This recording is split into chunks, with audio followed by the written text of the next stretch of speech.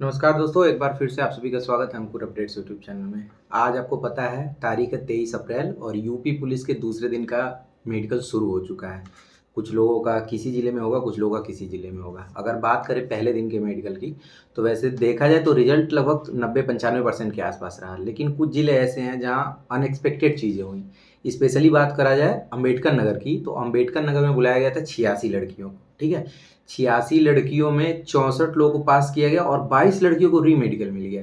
अगर हर ज़िले का आप लिस्ट देखे होंगे, जैसे जिस ज़िले के आप हैं उस ज़िले में आपका इंटरेस्ट ऑब्वियस है कि ज़्यादा रहेगा।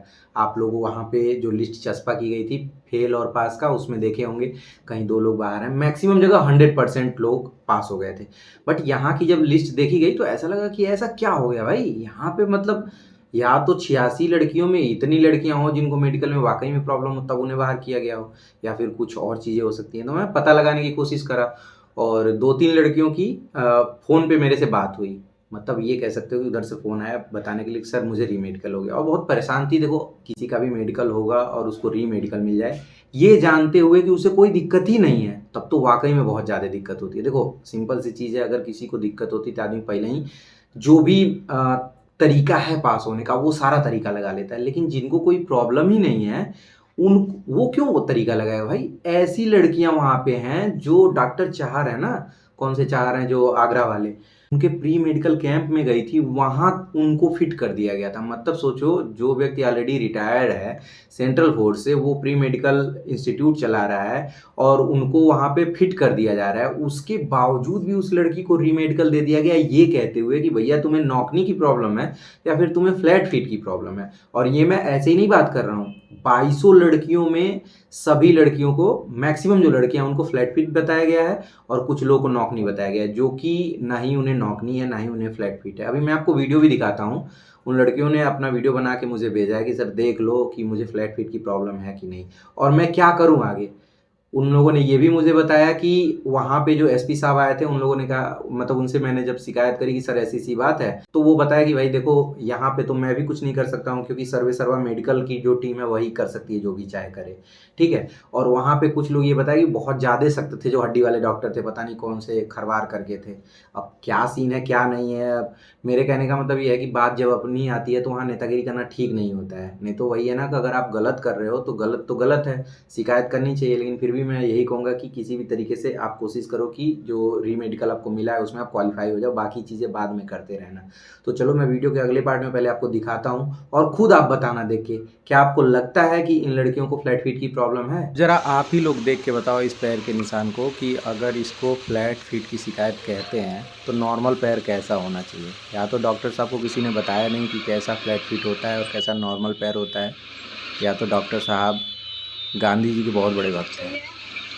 मैं तो यही सजेशन दूंगा, आप लोग किसी तरीके से पास हो जाओ। तो उसके बावजूद भी अगर आप ये कहोगे कि हम लोगों ने सही आपको नहीं बताया या फिर सही गाइड नहीं किया, तो बताओ क्या कर सकते हैं। यही कंडीशन कासगंज में था, 2 लड़कों को अंडर हाइट कर दिया गया।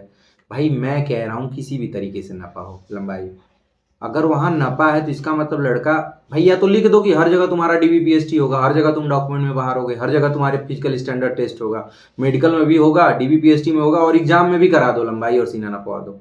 यही तो हुआ। मतलब भाई किस किस जगह नापोगे यार? सुप्रीम कोर्ट ने भी कहा था एक पूरे वैकेंसी की प्रक्रिया में एक बार लंबाई नापेगी। अभी वो लड़का कोर्ट जाएगा और एक लेके आएगा और तुम्हारे मुंह पे मार देगा और ज्वाइनिंग ले लेगा, कुछ नहीं कर पाओगे तुम। सेम डीबीपीएसटी में हुआ था, पीएसटी में बहुत सारे लड़कों को बाहर कर दिए थे, गए कोर्ट में लंबाई नपी और दोबारा चले आए, बाद में व्यवस्था कराए। वही है ना कि कुछ लोग की आदत होती है, मतलब वो मुंह से मानते ही नहीं है, प्यार से मानते ही नहीं है, वही ये लोग कर रहे हैं। भाई एक अधिकारी की लिखी चीजें तुम काटने पे उतारू हो जा रहे हो। ऐसा कौन सा तुम्हारा जमीन छेका लिया है भाई वो? यार अब ये बताओ उसमें मैं क्या कर सकता हूँ? मैंने आपसे कहा था कि लंबाई में नहीं बाहर होते। अब कोई अगर मन बढ़ा जाएगा और जबरदस्ती करेगा तो बताओ आप क्या कर सकते हो, और मैं ही क्या कर सकता हूँ? तो मेरे कहने का मतलब यही कह सकते हैं कि भाई उन लड़कियों का नसीब खराब था कि वहाँ इतने बेवकूफ़ टाइप के डॉक्टर आ गए थे। बाकी मैक्सिमम जिलों में काफ़ी अच्छा मेडिकल हो रहा है। देखो, लगभग प्रक्रिया सेम है, कुछ जगह पे लड़कों का प्राइवेट पार्ट चेक हो रहा है, कुछ जगह पे नहीं हो रहा, बाकी बहुत ही नॉर्मल तरीके से हो रहा है, कोऑपरेट ही कर रहे हैं। देखो, कोई भी डॉक्टर ये नहीं चाहेगा, जो अच्छे हैं, कि आप मेडिकल से बाहर हो। जो कमीने कुत्ते टाइप के होते हैं उनकी तो बात ही अलग है, उनकी तो मैं बात ही नहीं कर रहा हूँ। बाकी सेम ऐसे ही हो रहा है। कल एक लड़के से मेरी बात हुई, वो हमीरपुर का था, उसने बताया कि बहुत अच्छे तरीके से वहाँ चेक हुआ, मतलब हर चीज़ चेक हुआ, प्राइवेट पार्ट भी चेक हुआ, लेकिन बहुत अच्छे तरीके से चेक हुआ, कोई बाहर नहीं हुआ वहाँ पे, ठीक है।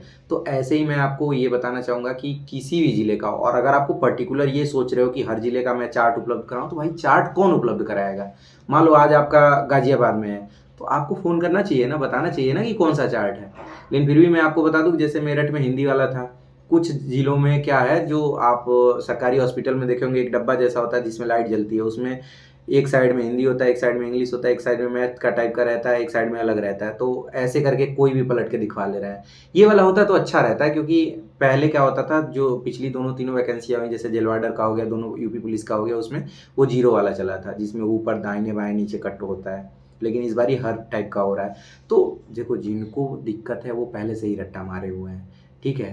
पहले से ही रट्टा मार लो, वहाँ किसी तरीके से निकाल लो, ठीक है। और एक चीज़ का और ध्यान रखना है, जो आप शपथ पत्र बनवाए हो, शपथ पत्र सिंगल सिंगल वाला बनवाना। जिसके पास डबल डबल वाला है, तो देखो क्या करो ना, मैं आपको बता रहा हूँ, जो एक साइड है लेके जाओ कंप्यूटर वाले के पास, कह दो भैया स्कैन करके इसको एक साइड वाला हटा दो, और जहाँ द्वितीय पक्ष लिखा हुआ उसको हटा दो, तो उसी वाले पे करवा लेना, दोनों अलग अलग लिखवा लेना। ये कोई बहुत बड़ी चीज़ नहीं है, अमेरिका नहीं आपको बुलाया मेडिकल के लिए, आपको अपने ज़िले में ही बुलाया, आप आराम से बनवा सकते हो, ठीक। बाकी शपथ पत्र कुछ लोग बनवा तो लिए, उसका भरे ही नहीं है, जो शपथ पत्र का प्रारूप, भाई उसको भर के ले जाना, अंगूठा अंगूठा जो भी है लगा के ले जाना, नहीं तो दिक्कत होगी, ठीक है। तो आराम से जाओ, और अभी थोड़ी देर में दूसरे दिन का भी मेडिकल का रुझान आना स्टार्ट हो जाएगा। उसी समय मैं आपको बता दूंगा कि क्या क्या चीज़ें कैसे चेक हुई, कहाँ का रिजल्ट कितना रहा।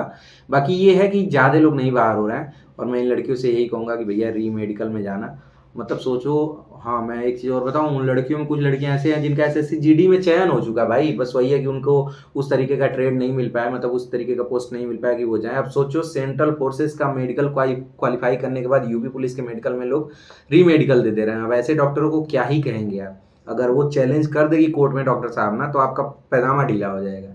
इतना तो कम से कम सोचो। और कहाँ ले जाओगे पैसा लाद के? ऐसे लोगों का एक्सीडेंट होता है, और ऐसे लोगों के बच्चे मरते हैं, और होना भी चाहिए ऐसा। तुम्हें पता ही नहीं होगा शायद कि यूपी पुलिस की नौकरी जो ए ग्रेड के ऑफिसर होते हैं उनके लड़के नहीं करते हैं। यहाँ आजीविका चलाने के लिए लोग सोच रहे हैं कि नौकरी मिल जाए, और तुम हो कि उन्हीं से पैसा लूटने की कोशिश करो। पचा नहीं पाओगे, इतना बता दे रहा हूँ, चाहे कितना भी गैस का गोली खा लेना। तो आप लोग किसी भी तरीके से क्वालिफाई करो, वहाँ जाना, वहाँ चेक कराना, और साम दाम दंड भेद लगा देना क्वालिफाई करने के लिए, ठीक है। मेरे तरफ से आप सभी को शुभकामनाएं। उम्मीद करते हैं कि आगे आने वाले समय में ऐसा कोई डॉक्टर किसी भी कैंडिडेट के साथ ना करे। अपना ध्यान रखिएगा आप लोग, और समय समय से अपडेट मिलता रहेगा, जैसे जैसे लिस्ट आती रहेगी। आप लोग का जो भी मेडिकल हो जाए, घर पे बात करने के बाद एक बार फ़ोन करके 1 मिनट में बता दो कि क्या हुआ, जैसे मोटी मोटा चीज़ें बता दो, कौन सा चार्ट था, कितने लोग बाहर हुए, किस चीज़ में बाहर हुए, इतना ही बता दोगे तो काम चलेगा, ठीक है। मिलते हैं अगले वीडियो में, तब तक के लिए अपना ध्यान रखिएगा, अच्छे से मेडिकल कराइए, बाय बाय।